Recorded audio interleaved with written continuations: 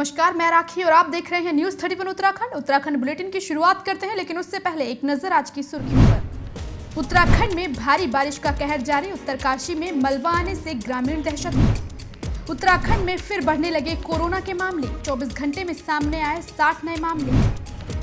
हल्द्वानी की गोला नदी में मिली सड़ी गली लाश, पुलिस जुटी हुई है शिनाख्त। हल्द्वानी के रानीबाग में पिकअप गिरी खाई में। हादसे में पिकअप चालक की हुई दर्दनाक मौत।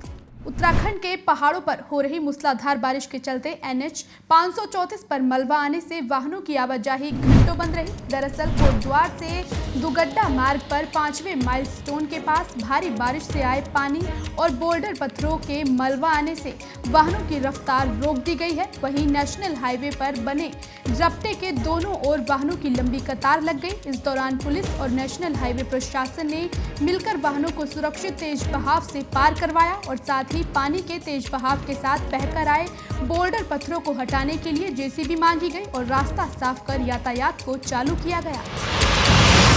अभी हमारे रपटे में पानी का जलस्तर बढ़ने से आधा घंटा हमारा ट्रैफिक बाधित रहा है।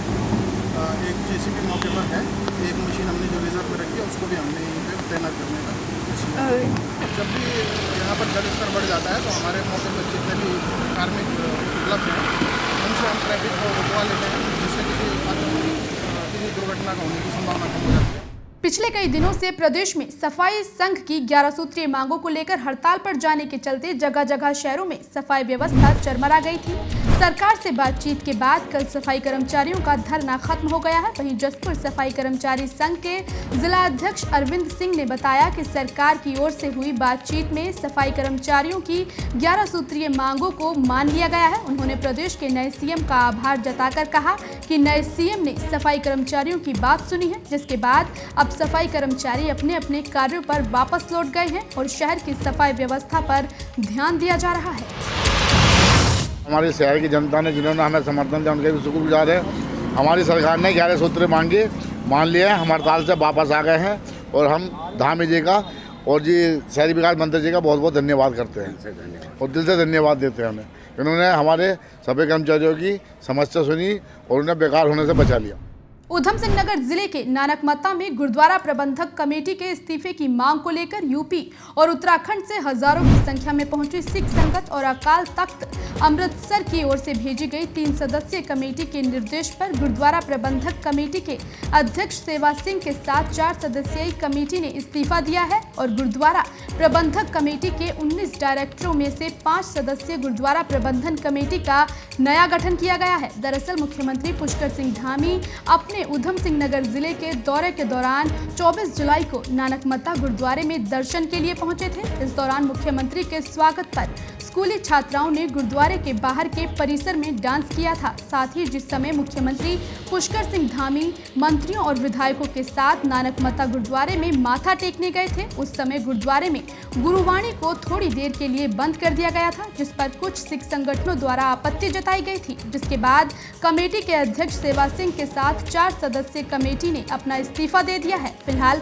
नानकमत्ता गुरुद्वारा के 19 डायरेक्टरों में से पर्ची डालकर 5 डायरेक्टरों की एक कमेटी का गठन किया गया है, जो नानकमत्ता गुरुद्वारा का प्रबंधन देखेंगे। तो ये कमेटी भी बयाती तौर पर इसलिए क्यों ये आदमियों को जो है समय दिया गया है, 5-2-4 आदमी यहाँ से इस्तीफा जिनका दिया है, ये एक बार अकाल तख्त पर जाएंगे, वहाँ जाके अपनी बात रखेंगे, वहाँ पर दोबारा फिर ये कार्रवाई शुरू होगी। जो फैसला वहाँ का अकाल तख्त साहब करेंगे उस फैसले के बाद आगे जो है वो परमानेंट उसके बाद होगा। हरिद्वार में OBC समाज ने एकजुट होकर आज सिटी मजिस्ट्रेट कार्यालय के बाहर धरना प्रदर्शन किया और साथ ही सिटी मजिस्ट्रेट को ज्ञापन देकर उन्होंने कहा कि उत्तराखंड में कई पिछड़े वर्गों के लोगों ने नियमों को ताक पर रखकर किनारे कर दिया है। वहीं विजय सिंह पाल, राष्ट्रीय सचिव अखिल भारतीय OBC महासभा ने बताया कि मंडल आयोग की ओर से OBC को 14% का आरक्षण दिया गया था, जिसमें उत्तराखंड सरकार ने पहाड़ी क्षेत्रों के क्षेत्रफल के आधार पर अन्य जातियों को भी OBC में शामिल कर दिया है। वहीं परसेंटेज मात्र 14 होने के कारण OBC के लोगों को उसका फायदा नहीं मिल रहा है। इस दौरान उन्होंने आने वाले दिनों में प्रदर्शन करने की चेतावनी दी है। उत्तराखंड ही एक ऐसा राज्य है जिन्होंने मंडल कमीशन की सिफारिशों को जिसमें ओबीसी समाज को आरक्षण दिया हुआ है, इन्होंने उठा करके उसको ताक पर रख दिया। ओबीसी समाज को जो आरक्षण मिलता है वो सोशल और एजुकेशनल बैकवर्डनेस को देखकर मिलता है। जिलाधिकारी सी रविशंकर ने आज दरगाह पिरान कलियर शरीफ के दरगाह परिसर का निरीक्षण किया। इस दौरान उन्होंने वजू खाना, पानी की सप्लाई व्यवस्था, जियारत स्थल तथा निर्माणाधीन मस्जिद का निरीक्षण किया। इस दौरान जिलाधिकारी ने दरगाह परिसर की व्यवस्थाओं को लेकर पदाधिकारियों से चर्चा की। जिलाधिकारी ने कहा कि जो भी काम किए जाएं उनमें पूरी हेरिटेज का ध्यान रखा जाए। वहीं इसे लेकर की गई बैठक में जिलाधिकारी ने कहा कि प्रशासन का लक्ष्य पिरान कलियर क्षेत्र को दुनिया में प्रसिद्ध स्थल के रूप में विकसित करने का है। उन्होंने सभी अधूरे कामों को जल्द पूरा करने के निर्देश दिए हैं। आज यहाँ पे बैठक भी किया गया है। बैठक में विभिन्न मुद्दों पर जो है चर्चा हुआ कि यहाँ का जो मास्टर प्लान पूर्व में जो है 2005 में जो बनाया गया उस संबंध में जो है आगे जो है किस प्रकार का हमें इम्प्लीमेंटेशन करना है, क्या क्या प्रोजेक्ट्स करना है, इस संबंध में डिटेल्ड विचार विमर्श किया है। यहाँ इनकम्प्लीट वर्क्स भी बहुत हैं, तो वो वर्क्स भी कैसे कंप्लीट किया जाए और यहाँ पे निगरानी जो है कैसे बेहतर किया जाए। और इसी के साथ उत्तराखंड बुलेटिन में आज के लिए बस इतना ही। बाकी की खबरों को देखने के लिए आप बने रहिए न्यूज़ 31 उत्तराखंड के साथ। नमस्कार।